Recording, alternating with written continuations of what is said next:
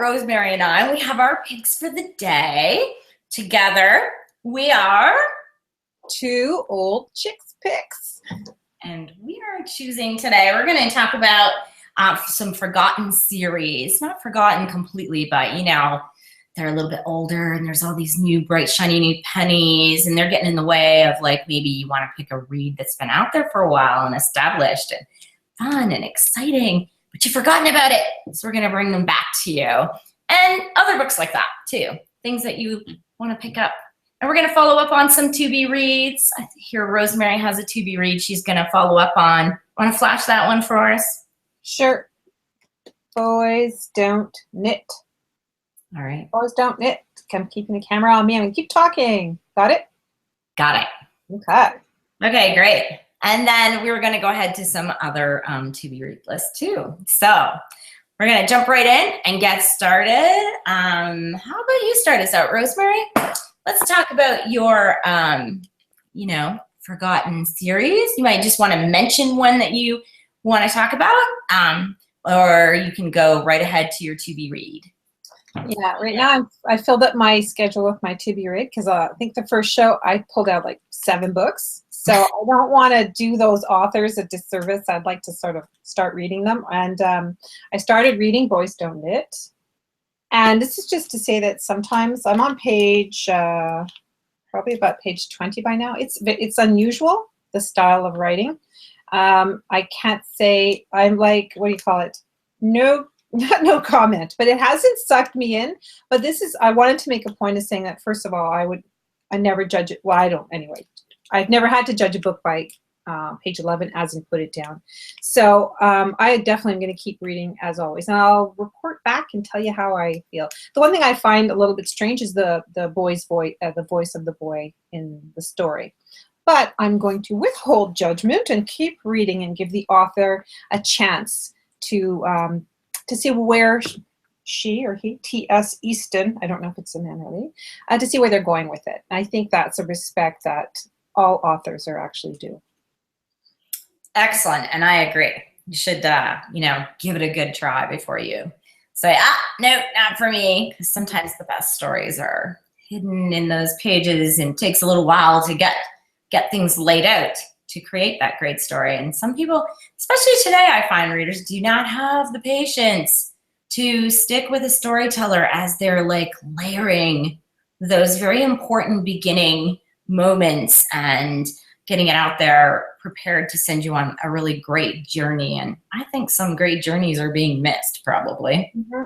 Well, imagine if you had a 3 or a 4 line joke, and second line in or halfway through the first line, you're like, no, I don't really find it funny. You might want to wait till the end of the joke. You might want to wait to see where this is going. And is there, you know, a joke being played on you, as in you have to get to the end of the joke to understand it. So yeah, I think too many people are pulling plugs too fast on a lot of things. And especially authors put a lot of work. Writing a book is not something, it's not a 5-minute throw it together thing. It's usually a long journey for the author and a lot of edits and so on. So I'm going to respect that. Absolutely. And I think also that just what you said there, it takes a while for the setup. And I think that today some of the writing seems to jump right in. Mm-hmm. And then it's exciting for 2 or 3 chapters. And then they try to go into their storyline and develop it, and then you're lost. Or it's kind of like the reader saying, well, why did we go there? I was on this other exciting adventure for these 3 chapters. And I think that writers are being pressured to do that. Exactly. And you're kind of losing parts of the story to get readers to not put the book down. Right. That slow burn entry into a book, the readers aren't being patient for that. So speaking of that, that leads me right into my forgotten series pick for the day. And it's not completely forgotten, so Jody, forgive me on that one. But I'm just saying it's a super, super series. And I know that it got a lot of focus a while ago in YA. And then all of a sudden, you know, they move on to new ones. And there's hype about this one and hype about that one. And I just don't want you to forget this one. Mm-hmm. This is really, really beautiful. It's a great story. It's a beautiful meaning to the story. It's absolutely gorgeous writing. This is an example of a chapter 1 that I think I actually I held up one time as an example of like what I thought was the perfect chapter 1. And just beautiful, just a tiny bit. I love the opening line. Again, we were talking about that last week. The opening line either really gets you or doesn't. And it says, I was reborn. I wasn't reborn. Mm-hmm. So you're like, huh? What do you mean reborn? And then that's enough right there. And then and then this person wasn't reborn. And then it goes on, and just this next line, I know it's going to grab you too, these words, when I say this, because it's so intriguing. I was 5 when I first realized how different that made me. It was the spring of equinox in the year of the soul's soul night, when others traded stories about things they'd done 3 lifetimes ago. 10 lives, 20 lives. Battles against dragons, developing the first laser pistol, and Chris's 4-life quest to grow a perfect blue rose, only for everyone to declare it was purple. Mm. And so the interesting thing that grabbed me is the soul night, and the whole idea that these people are living more than one life, and they clearly must know something about their prior lives, because this person, Chris, spent 4 life quests to grow the perfect blue rose, only to have everyone declare it purple. Mm-hmm. So right there, I'm intrigued. I'm fascinated. I'm interested. I'm like, what is this story? Mm-hmm. And it's just a gorgeous, as you would be able to guess, story about Anna. She is reborn and then vanishes, and she ends up going off to this bigger city, and it's the journey of her heart journey. Mm-hmm. And so she goes on and explores a whole lifetime with you as a reader in this book, and the writing is gorgeous and yet beautifully easy to read. I love that when that happens. Not too much description versus action. She seems to have that nailed beautifully. 1 or 2 lines of gorgeous prose and then on with the story. Really great story. So I really enjoyed it. Excuse me. Beautiful. Yeah, cover's great. Yeah. Intriguing. Yeah. Mm-hmm. You know, it screams fantasy, which it is. The next book continues with Asunder in the series. So, and that was published when? A long time ago, or? Let me see. It wasn't too long ago. Catherine Teigen Books, 2012. I guess a little while ago, and that's what I mean. Like, gorgeous, gorgeous series. And because everything's moving so fast these days, and, you know, publishers just get on to the next bright, shiny new penny. And I just think, wow, like, people are missing this read, Mm-hmm. you know? Mm-hmm. Yeah, a great thing. So that's mine for today. Okay. So then, hats off to, wait a minute, Robert Galbraith, a.k.a. J.K. Rowling. This book is freaking me out. Okay, you know me, big baby, never reads anything right. So she, in her first line, grossed me out, freaked me out. Worse, I read at night, so I'm scared I'm going to have nightmares. But the very first line, okay, seriously, he had not managed to scrub off all of her blood. Oh, that's nice. You know what you're in for right away. I think I'll read this before I go to bed. A dark line, like a parenthesis, lay underneath the middle fingernail of his left hand. He set to digging it out, although he quite liked seeing it there. A memento of the previous day's pleasures. Ooh. I mean, seriously, creep, right? After a minute's fruitless scraping, he put the bloody nail in his mouth and sucked. Ugh. The fairest tang recalled the smell of the torrent that had splashed wildly onto the tiled floor, splattering the walls, drenching his jeans and turning the peach-colored bath towels, fluffy, dry, and neatly folded, into blood-soaked rags. Colors seemed brighter this morning, the world a lovelier place. Oh! God. And you know what?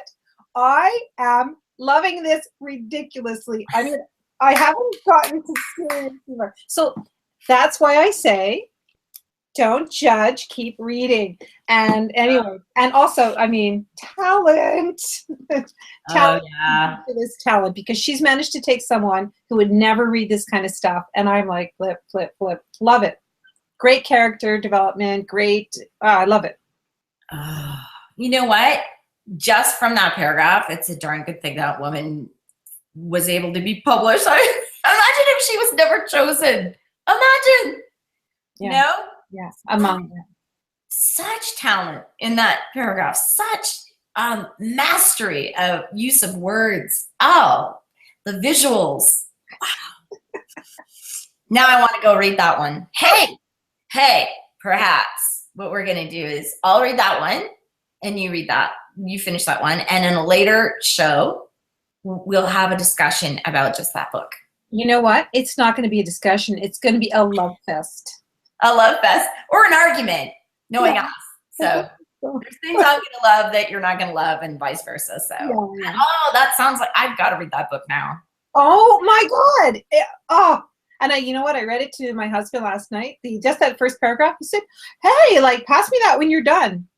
Yeah, exactly. Oh, you can't, that's just magic right there. That is great. Really great.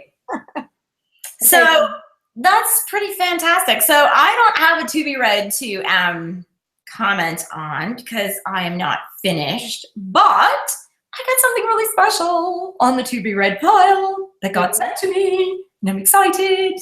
We should be excited. Yay! This is our very first mail-in. Oh, Yeah. awesome. Woo. Yes. Yeah, go us. So this author, Christopher Ledbetter, the book is drawn, and he was like, hey girls, how about you read me? And sent this along, and look at this, Rosemary. Sent this gorgeous, there's this gorgeous bookmark swag in there. Mm-hmm. And then wrote a note. Thanks so much for your friendship and support. I raise a glass to your continued publishing successes. Oh, He's wishing us well in his journey. Isn't that great? so nice. What's this about? This is my to be read. It sounds really fascinating. I'm just going to share a little bit of the back because obviously I haven't read it, but listen to this. Caught between the sweltering fall landscape of Wilmington, North Carolina, beaches and southern illusions and expectations, all 16-year-old Cameron Shade thinks about is art. Much like me. That and for Farrah Spangled to view him as more than just a friend, so it's male protagonist, that's going to be fun. Cameron hopes he can win her heart through art. After several warm interactions with Farrah, including painting together at the beach, Cameron discovers just how complex Farrah's life is. Following a tense run-in with Farrah's father, she forbids Cameron to speak to her again, but Cameron's convinced there's more behind the request. To impress Farrah, Cameron sketches her portrait into a mysterious sketchbook. He nearly jumps from his skin when the sketch moves and communicates with him. Farrah is now in grave danger because the sketch he drew of her sucked her real-life soul into the sketchbook. Cameron now has 20 days to extract Farrah. To save her, he must draw himself into the book. If he fails, they both die. Oh my gosh. Yeah. That sounds very amazing. I know. It's very cool, eh? Yeah, that's a really fresh concept too. I like that. I know. I don't think I've read anything like that. Yeah. So this is going to be exciting, and I'll be reporting back. And thank you, Chris, for sharing that with Two Old Chicks Picks. Yeah, thank you. It's a good time to plug that if there's other authors out there and they would like us reading, they can please contact us. I'll leave an email at the bottom of the show notes. Mm-hmm. And send us along your books. We'd love to read them. So. And we only give hugs, so. Yes, only hugs. There's only hugging going on. So. Nothing bad. So I would say, speaking of that, obviously my incarnate gets 5 hugs from me. And so far, your TB read, it's too early for you to hug it. Well, no, Career of Evil, unless she does something like scars me for life in the book, which she might. It's got already, once again, so many hugs. And the other one is one hug for now and more hugs, expecting more hugs. Okay, yeah. We'll be fair and see how many it ends up with in the end. That's right. So. Because we'd like to keep it a little bit honest too. It's just our opinion, and we want you to know these are our opinions.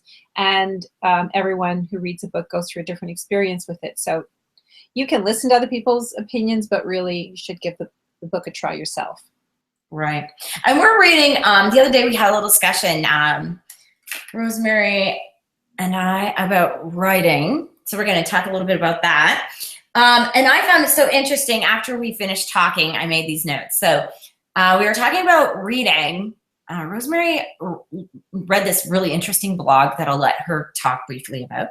And in it, the woman mentioned how important it is to read when you're a writer. It's important to read just for joy, but it's also important as a writer.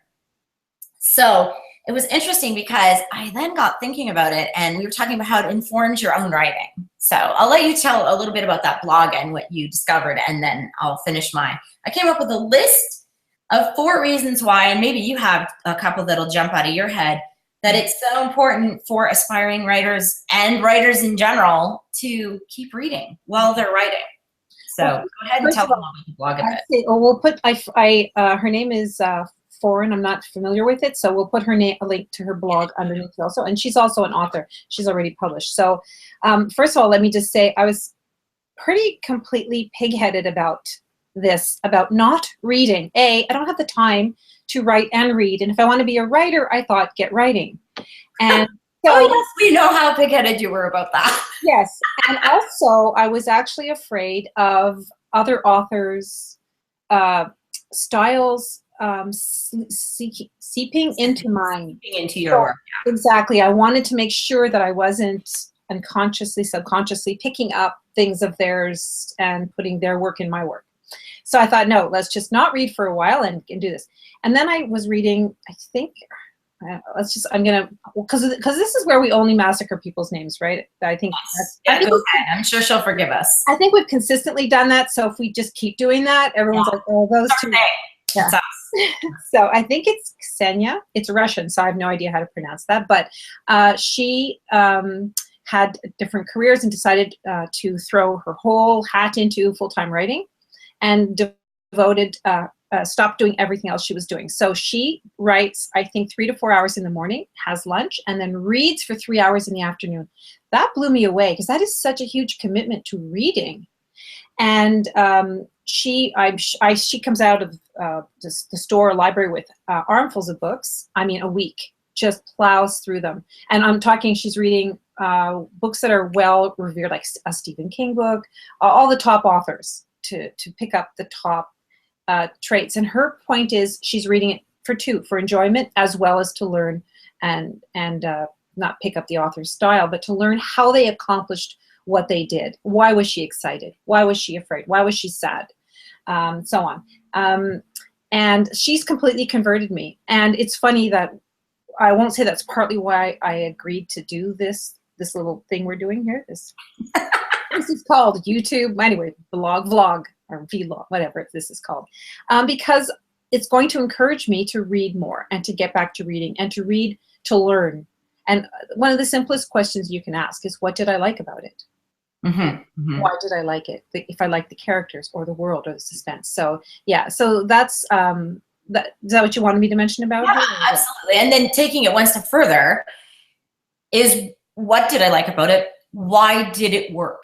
Why did I like it?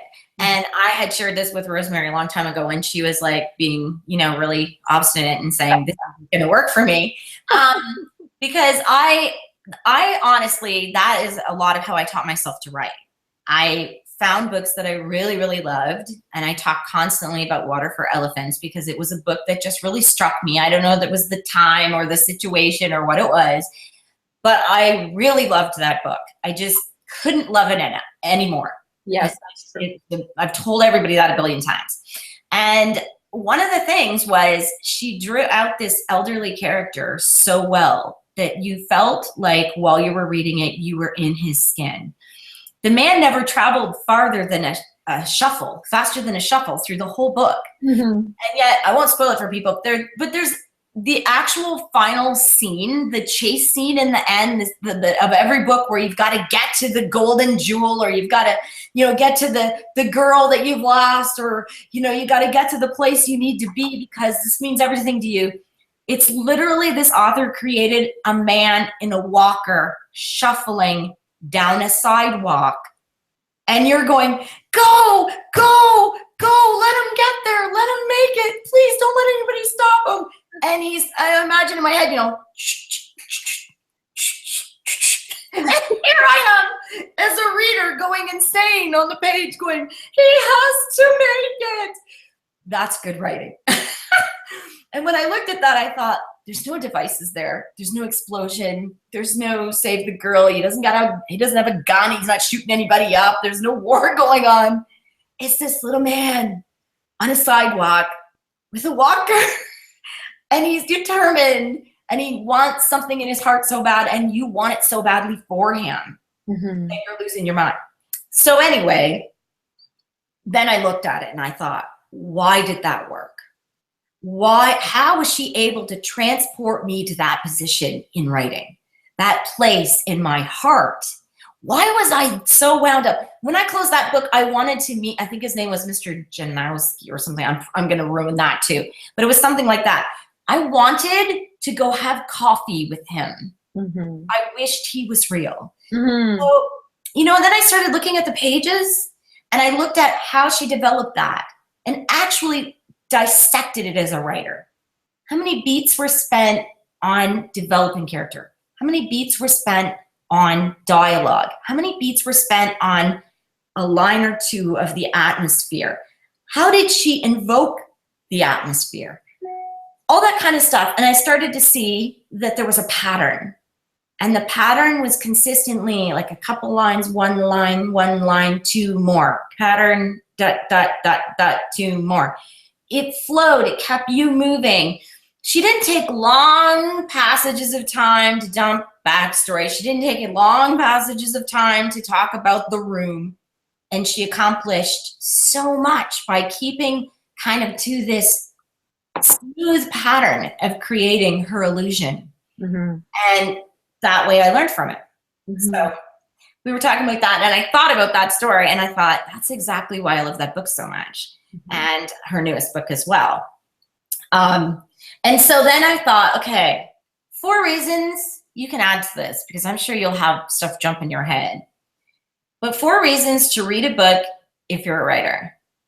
First of all, books are just inspiring. If you're stuck, you go read somebody's work. And I agree with that lady. Like you read the tops of all genres and figure out, why did that get ahead and somebody else didn't? Why is that such a hit?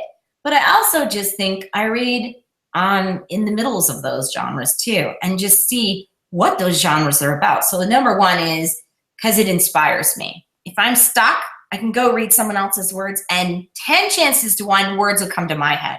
And they're my words. I never have to worry. I never pick up somebody else's words. Your brain's always working on a puzzle, and it can't solve it, and that helps you. And that's the next one is kind of tied into it. So first of all, it inspires you. Number 2 is I solve my own story problems by reading someone else's work. The other day, somebody told me I should read Stephen King's Neil Gaiman's story, Neil, and I'm really sorry, Stephen. Wow, you've insulted 2 biggies at the same time. Just did. I'm going to be like smited by the writing world. But anyway, American Gods. So I was stuck and I could not write what I was writing. I read 1 paragraph of his work, of that opening, and didn't a whole new book jump in my head. And it wasn't the solution to my problem, but I went and I wrote it down, and I have the beginnings of another entire novel. And I was like, where did that come from? Well, like that, like the beginning, say you're having, or you want to check if your first page engages or catches readers. In the Career of Evil that I just read about the blood underneath the fingernail, nothing's really happening. No one's being stabbed, no one's being chased, no bomb is being exploded, you're not about to fall off a cliff, but it's so creepy, you're instantly engaged. So it doesn't have to be action. It's just go deep, drag the reader in. And go deep into character. That was a great character study. We know so much about that man from that moment. We don't even have to ask, right? There's no need to say, and he walked in and his blue eyes sparkled as he looked to the left in his brown trench coat. There's none of that needed. We know more about him and more that we care about. Things we care about. So then that's like my fourth one.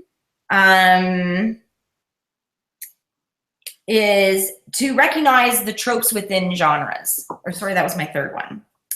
To recognize tropes within genres. So there are familiar tropes, and that's why certain books sell. Like every one of the, if you're going to write a thriller, they have certain tropes that you follow that people are expecting within a book, and that's what makes them pick it up and go, this is a good thriller because it had this, this, and this. Mind you, it's not a repeat. It's not the same things, but it's familiar tropes that they go through. Every genre has them. And so when you read enough in that genre, you start to see it. You read it the first time and you're surprised.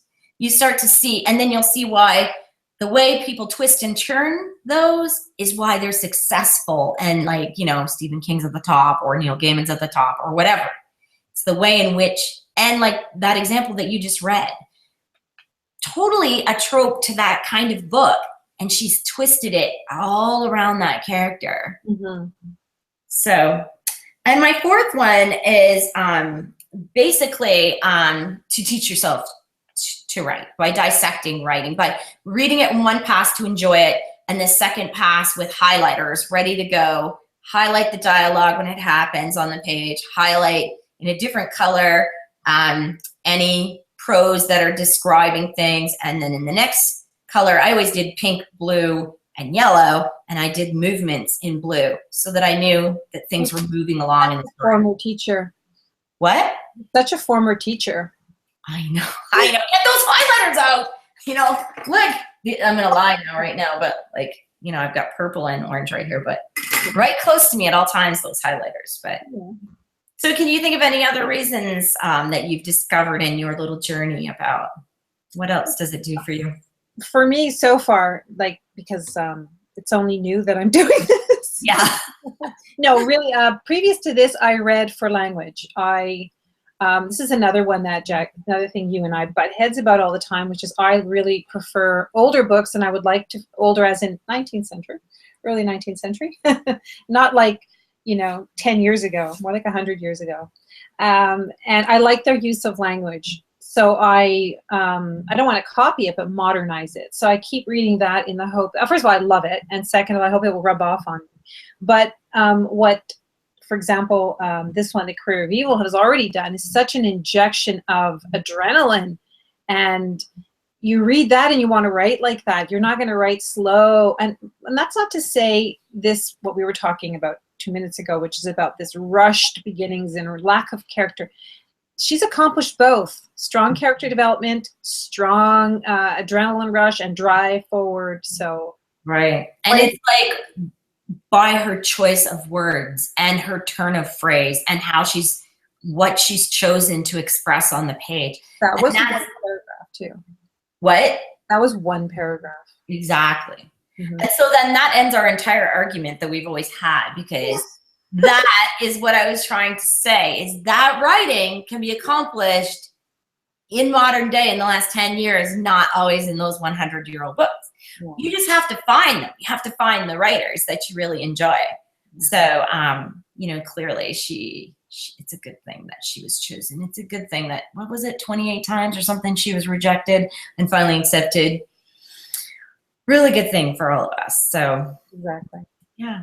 All right. Well, we're going to close this show off today. We've been informative. We've brought you some books to read. We've given you some writing tips. I think we're done. I don't know about you, but I think we're done. I think so, yes. Yes. All right. So we're still waiting. I really want an update on that cover of yours soon. So I hear tell that we might get, an update on that pretty soon. How's that coming? It's coming very well, and I think I should have the cover to show by the next time we meet. Really? Seriously? Seriously. And we're going to reveal it right here? Yes. Awesome. That's going to be great. Yes. And you? Very good. Well, I'm still working on my super secret project, and I'm having lots of fun, and it's getting smexier all the time. So, So give us something to drop something in 2 weeks. oh, yes. Well, you know what? I've invented a new word. I think I'm going to start a new genre, and it's called Swexy instead of, and that's sweet, sexy romance books. So they're not, they're a little bit hot and they have a little edge to them, but they're still on the sweet side. So I'm having lots of fun with this. So Sweet or smutty? Sweet or smutty? yeah, sweet and a little smutty. So yeah, there's the scale. Yeah. Yeah. Well, yeah, I'm going to be right in the middle. I'm going to be sliding. That's what did you call it? What did you call it? Swexy. So it's like sex and sweet together. So it's Swexy. Yes, I like that. I'm doing some Swexy writing right now. All right. I'm hoping to start a boom. So, follow me, anybody who's interested. Yes. Well, mine is a teeny bit Swexy, but on the really There's a Swexy. definitely sweet. Yes. Well, I think it's got the Swex going too. All right. Well, as always, it's been a pleasure. And we are 2 old chicks picks saying bye for now. Yes, and we'll see you in 2 weeks with our B-side picks. The flip side of the writing world. We'll explain that later. So, bye for now. Bye, everyone.